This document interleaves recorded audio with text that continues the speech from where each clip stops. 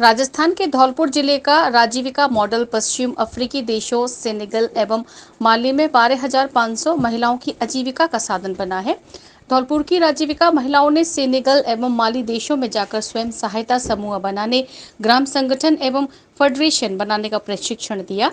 आज इन देशों की महिलाओं वर्ष भर में करीब 17 करोड़ की बचत करती हैं और उसी बचत से इंटरलोनिंग कर अन्य महिलाओं को भी रोजगार से जोड़ रही हैं तथा प्रशिक्षण के द्वारा नए नए कार्य कर रही हैं।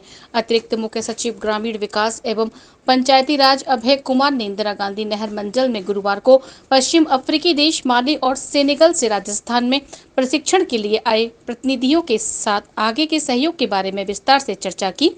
दोनों देशों के 9 फेडरेशन के महिला प्रमुखों के साथ अन्य प्रतिनिधि भी जयपुर पहुंचे। ये प्रतिनिधि धौलपुर, भरतपुर, अजमेर, जयपुर एवं उदयपुर में राजीविका समूहों से प्रशिक्षण प्राप्त कर रही हैं। राजस्थान विजिट के दौरान मुर्गी पालन, बकरी पालन, नेचुरल फार्मिंग, बायोगैस सहित अन्य गतिविधियों का प्रशिक्षण प्राप्त करेंगी। राजस्थान में बाजरा उत्पादन के लिए जैसा क्लाइमेट है वैसा ही इन अफ्रीकन देशों में भी है।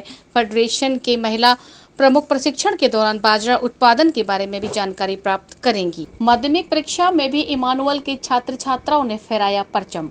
माध्यमिक शिक्षा बोर्ड राजस्थान अजमेर की सेकेंडरी परीक्षा में भी धौलपुर जिले के इमानुअल स्कूल के छात्र छात्राओं ने शानदार परिणाम देते हुए विद्यालय का नाम धौलपुर जिले में रोशन किया। छात्र प्रिंस चंदेला ने 96.50%, चेतन पारसन ने 96.17%, तन्वी शर्मा ने 95.83%, धर्मेंद्र कंसाना, यश सिंघल, यश यादव तीनों ने 95.33%, एंजल शर्मा ने 95% ने लाकर विद्यालय में सर्वश्रेष्ठ प्रदर्शन किया। 14 बच्चों ने 90% से अधिक अंक प्राप्त किया। इससे पूर्व उच्च माध्यमिक परीक्षा में भी विद्यालय का परिणाम 100% रह चुका है।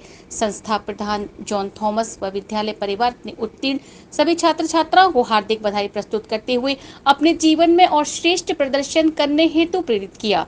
सभी छात्र छात्राओं ने अपनी सफलता का श्रेय विद्यालय परिवार व अपने परिवारजनों को दिया। धौलपुर जिले की ग्राम पंचायत बसई सामता के गांव खेरेकापुरा के ग्रामीणों ने आवागमन के लिए रास्ता अवरुद्ध होने पर आज जिला कलेक्ट्रेट पहुंचकर जिला कलेक्टर श्रीनिधि वीटी को ज्ञापन सौंपा है। ग्रामीणों ने दिए गए ज्ञापन में बताया कि नैरोगेज से ब्रॉडगेज रेलवे लाइन बिछाने का कार्य चल रहा है, जिसके चलते ग्रामीणों का आवागमन का रास्ता बंद कर दिया जा रहा है, जिससे ग्रामीणों को आने वाले समय में खासी परेशानी का सामना करना पड़ेगा। ग्रामीणों ने ज्ञापन में बताया कि रेलवे प्रशासन द्वारा जो नई रेल लाइन बिछाई जा रही है उसकी ऊंचाई करीब 8 फीट दी गई है, जिससे रास्ता बिल्कुल बंद हो जाएगा। ग्रामीणों ने जिला कलेक्टर से बिछाई जा रही रेलवे लाइन के नीचे पुलिया बनवाए जाने की मांग की है। ग्रामीणों ने चेतावनी दी है कि रेलवे और जिला प्रशासन ने ग्रामीणों के लिए अंडरपास पुलिया की व्यवस्था नहीं कराई तो वे आंदोलन करने के लिए मजबूर होंगे। रास्ता बिल्कुल बंद है, बच्ची बच्चा बिल्कुल रास्ता अधीना खड़े हमें रास्ता चाहिए। स्कूल के बच्चे बंद है बिल्कुल, रेलवे ने मट्टी डाल दी है, रास्ता बिल्कुल बंद कर दिया। हमारे गांव की रास्ता बंद हो गई है, हमारा रास्ता लेने आए। रेलवे लाइन जो धौलपुर से बन के जा रही है उससे बहुत परेशानी हो रही है गाँव वालों के लिए, और हम निवेदन करते हैं श्रीमान जी से कि वहाँ अंडरपास या कोई फाटक दिया जाए। धौलपुर टू गंगापुर जाने वाली रेल लाइन के हमारे गांव खेरेकेपुरा का रास्ता अवरुद्ध हो रहा है, जो आने जाने के लिए बहुत परेशानी है, क्योंकि उसकी ऊंचाई करीबन 8 फुट ऊंचाई होकर के जा रही है, जिससे लोगों का आना जाना सारा रुका हुआ है। तो श्रीमान जी से निवेदन है कि इसके आने जाने के लिए कोई न कोई रास्ता उपलब्ध कराया जाए। धौलपुर जिले की ग्राम पंचायत कुरेदा के गांव इंदौली के ग्रामीणों ने अस्पताल में नर्सिंग स्टाफ की नियुक्ति कराने को लेकर जिला कलेक्ट्रेट पहुंचकर जिला कलेक्टर को ज्ञापन सौंपा है। ग्रामीणों ने ज्ञापन में बताया है कि गांव इंदौली में प्राथमिक स्वास्थ्य केंद्र बनवाया गया था, जिसकी अनुमानित लागत 30 लाख आई थी, जिसका निर्माण कार्य करीब 7 वर्ष पूर्व हो गया था और जिसका उद्घाटन 24 जून 2019 को विधायक द्वारा किया गया था। लेकिन इसके बाद अस्पताल में आज तक कोई भी नर्सिंग स्टाफ नियुक्ति नहीं किया गया है, जिससे ग्रामीण प्राथमिक उपचार के लिए दर दर भटक रहे हैं और अस्पताल का भवन भी उचित रखरखाव के अभाव में क्षतिग्रस्त हो रहा है। उन्होंने बताया कि कुछ असामाजिक तत्वों ने अस्पताल के भवन पर अतिक्रमण कर लिया है। ग्रामीणों ने जिला कलेक्टर श्री वीटी से अस्पताल में नर्सिंग स्टाफ लगवाए जाने की मांग की है, जिससे ग्रामीणों को प्राथमिक उपचार मिल सके। राजस्थान क्रिकेट संघ के तत्वाधान में जिला क्रिकेट संघ द्वारा आयोजित 15 दिवसीय ग्रीष्मकालीन क्रिकेट प्रशिक्षण शिविर का समापन गुरुवार को इंदिरा स्टेडियम बड़ी फील्ड धौलपुर में हुआ। समापन समारोह में खिलाड़ियों को संबोधित करते हुए राजस्थान क्रिकेट संघ के पूर्व सचिव सोमेंद्र तिवारी ने कहा कि ग्रीष्मकालीन शिविरों का आयोजन खिलाड़ियों की फिटनेस एवं उसके खेल में हो रही कमियों को दूर करने के लिए किया जाता है। धौलपुर जिले में प्रतिभाओं की कमी नहीं है। इस छोटे से जिले ने क्रिकेट की मूलभूत सुविधाओं के अभाव के बाद भी देश एवं राजस्थान को तनवीर उल हक, अमित गौतम, राहुल चाहर, रजत बघेल जैसे क्रिकेटर दिए हैं। जिला क्रिकेट संघ के उपाध्यक्ष संजीव श्रीवास्तव ने कहा कि खिलाड़ी के जीवन में खेल के साथ अनुशासन की महती आवश्यकता है। उन्होंने कहा कि जिले के खिलाड़ी अपनी प्रतिभा का उत्कृष्ट प्रदर्शन करें। जिला क्रिकेट संघ द्वारा खिलाड़ियों को सभी खेल सुविधाएं प्रदान की जाती रहेंगी। क्रिकेट संघ के कोषाध्यक्ष भूपेंद्र राणा ने कहा कि संघ द्वारा निःशुल्क आयोजित इस शिविर में जिले भर से विभिन्न आयु वर्ग के 150 से अधिक बालक बालिका ने भाग लिया। शिविर में राज्य स्तरीय प्रशिक्षकों द्वारा जिले की प्रतिभाओं के खेल को आगामी प्रतियोगिताओं में हिस्सा लेने के लिए निखारा गया। शिविर में प्रशिक्षक के रूप में दुष्यंत त्यागी, सुरजीत सिंह, संजीव कुमार रहे। धौलपुर जिले भीषण गर्मी में भट्टी की तरह तप रहा था। नौतपा के 6वें दिन मौसम ने अचानक पलटा खाया है। गुरुवार की शाम 4 बजे धूल भरी तेज आंधी चलने लगी। करीब 1 घंटा तक आंधी चलने के बाद आसमान में बादल छा गए। करीब 7 बजे बारिश का दौर शुरू हो गया। बारिश के बाद जहां तापमान में गिरावट दर्ज की गई है, लोगों को भीषण गर्मी और शाम को चलने वाली गर्म हवाओं से राहत मिली है। बता दें कि नौतपा के बाद लगातार तापमान में वृद्धि हो रही थी। तापमान मंगलवार को 48.6 डिग्री को पहुंच गया था और बुधवार को हल्की बारिश से जिला का तापमान 47.3 डिग्री दर्ज किया गया था। आज गुरुवार को सुबह से ही आसमान से आग बरस रही थी, लेकिन करीब 4 बजे तेज धूल भरी आंधी का दौर 1 घंटे तक चला और इसके बाद हुई बारिश से लोगों को पड़ रही झुलसाने देने वाली गर्मी से थोड़ी बहुत निजात मिली है। बाड़ी शहर के घंटाघर स्थित मुन्ना टेलर वाली गली में किराए के मकान में रह रही एक सरकारी अध्यापक पर छत पर टंकी का बाल बंद करने जाने के दौरान बंदरों के झुंड द्वारा हमला किया गया है। घटना में घायल अध्यापक को पड़ोसियों द्वारा अस्पताल ले जाया गया, जहां उनका उपचार किया गया है। घटना को लेकर अध्यापक सहित पड़ोसियों ने आए दिन हो रही इन घटनाओं को लेकर नगरपालिका प्रशासन से बंदरों को पकड़वाने की मांग की है। वहीं शहर के अन्य लोगों ने आरोप लगाया है कि शहर में लगातार बंदरों सहित आवारा सांडों से दुर्घटनाएं हो रही हैं, लेकिन नगरपालिका प्रशासन कोई कार्यवाही नहीं कर रहा है। घंटाघर रोड मुन्ना टेलर वाली गली में अशोक गिरदावर के मकान में किराए पर रहने वाले खानपुर मीणा गांव निवासी सरकारी अध्यापक शेर सिंह मीणा ने बताया कि वह अपने परिवार सहित रहते हैं। आज सुबह करीब 8 बजे जब वह अपनी छत पर संबर पंप द्वारा टंकी में जा रही सप्लाई के पाइप के बाल्व को बंद करने गए। इस दौरान जैसे ही वह छत पर पहुंचे, करीब 10 से 20 की संख्या में आए बंदरों के झुंड ने उन पर हमला कर दिया। उक्त हमले में शेर सिंह के कंधे पर गंभीर घाव बंदरों द्वारा किया गया है, जिसमें हमले के दौरान शेर सिंह अचेत हो गए। पड़ोस के लोगों ने इसकी सूचना उनके परिजनों और दोस्तों को दी। इसके बाद अध्यापक के पास में रहने वाले मित्र संसार खां कुछ लोगों के साथ छत पर पहुंचे और उन्हें घायल अवस्था में अस्पताल ले जाया गया, जहां चिकित्सकों द्वारा कंधे के घाव में स्ट्रेचिंग की गई है और उपचार दिया गया है। युवा समाज सेवी संसार खां ने बताया कि उनके बेटे पर भी बुधवार को घर पर बंदरों ने हमला किया था, लेकिन वह बाल बाल बच गया। आए दिन बंदरों द्वारा लोगों को काटने और घायल करने के मामले सामने आ रहे हैं।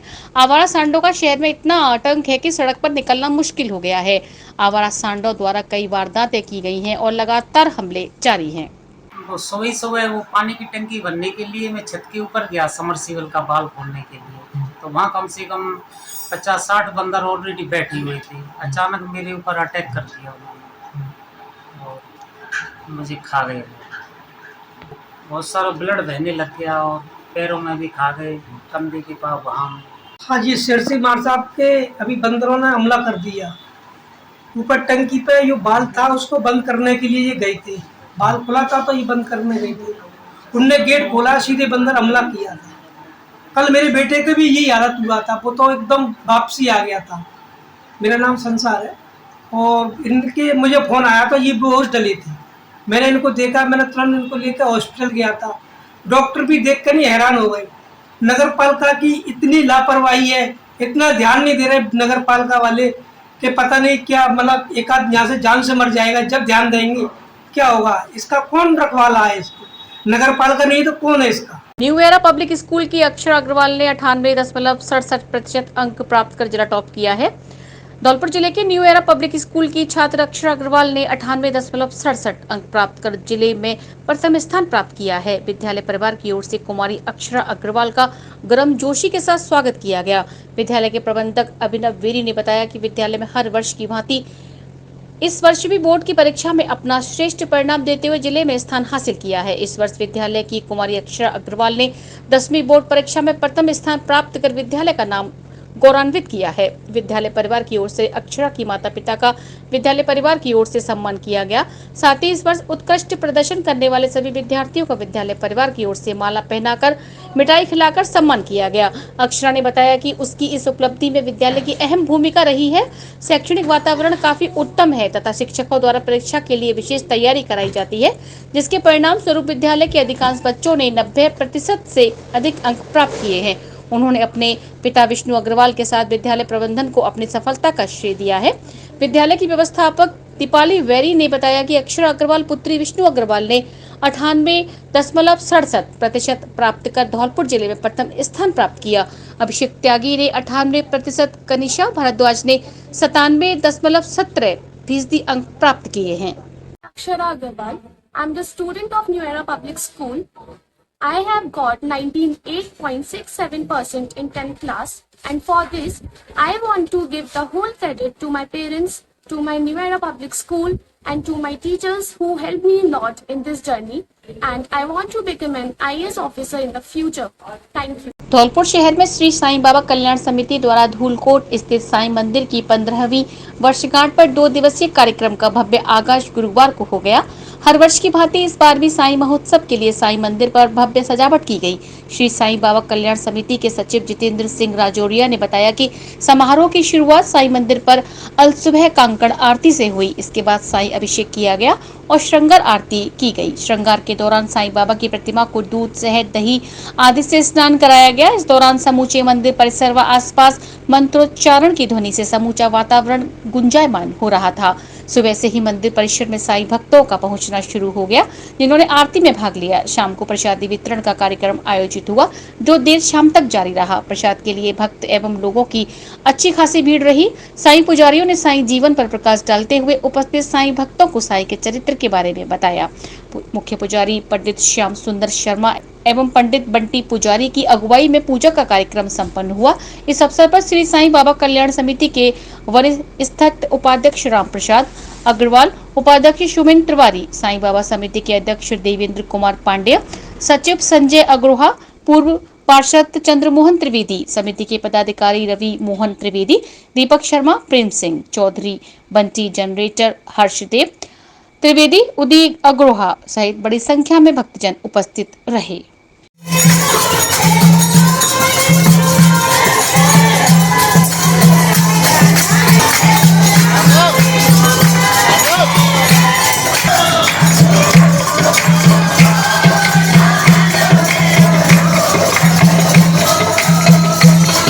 धौलपुर जिले के मनिया कस्बे के गांव कलुआ कपुरा के रहने वाले योगेश कुशवाहा पुत्र मंगल सिंह कुशवाहा ने कक्षा 10वीं में 95.50% अंक प्राप्त कर ग्रामीण क्षेत्र का नाम रोशन किया है। छात्र योगेश ने इसका श्रेय अपने गुरुजन और परिजनों को दिया है। धौलपुर जिले की बसई सामता में बाबा हरिदास महाराज के स्थान पर चल रही 9 दिवसीय श्रीमद् भागवत कथा में शिव शंकर पार्वती का विवाह मनाया गया और महिलाओं ने मंगल गीत गाए। कथा में प्रवचन करते हुए कथावाचक ने कहा कि मनुष्य जीवन सभी जन्मों का आदि जन्म भी है और अंतिम भी है। जन्मों का आरंभ भी मनुष्य जन्म से हुआ है और उसका अंत भी मनुष्य जन्मों से होगा। कथा में संगीतमय भजनों से श्रद्धालु आत्मविभोर हो गए। राजाखेड़ा में गुरुवार शाम बदला मौसम का मिजाज। धूल भरी आंधी चलने के बाद हुई बारिश, तापमान में आई गिरावट, लोगों को मिली गर्मी से राहत। राजाखेड़ा में गुरुवार को नौतपा के 6वें दिन मौसम ने अचानक पलटा खाया है। गुरुवार शाम करीब 4:30 बजे मौसम में आए अचानक बदलाव के कारण धूल भरी आंधी चलने लगी। करीब आधे घंटे तक धूल भरी आंधी चलने के बाद बादलों की गरज चमक के साथ 15 मिनट तक झमाझम बारिश का दौर शुरू हो गया, जिसके कारण लोगों को भीषण गर्मी और लू के थपेड़ों से राहत मिली है। गौरतलब है कि मई महीने की शुरुआत के साथ ही पड़ रही तेज भीषण गर्मी और लू के थपेड़ों से लोगों का हाल बेहाल बना हुआ था। लगातार हीट वेव चलने के कारण कूलर, पंखे भी जवाब दे रहे थे। सुबह 8 बजे के बाद से ही सूर्यदेव आग उगलने लगते, जिसके कारण कई दिनों से तापमान 45 डिग्री से ऊपर बना हुआ था। ऐसे में गुरुवार को मौसम में आए बदलाव से लोगों को तेज गर्मी से राहत मिली है। Are you looking for a school that prioritizes academic excellence, fosters creativity and nurtures individual growth? Then Emmanuel Mission School is the right school that you're looking for.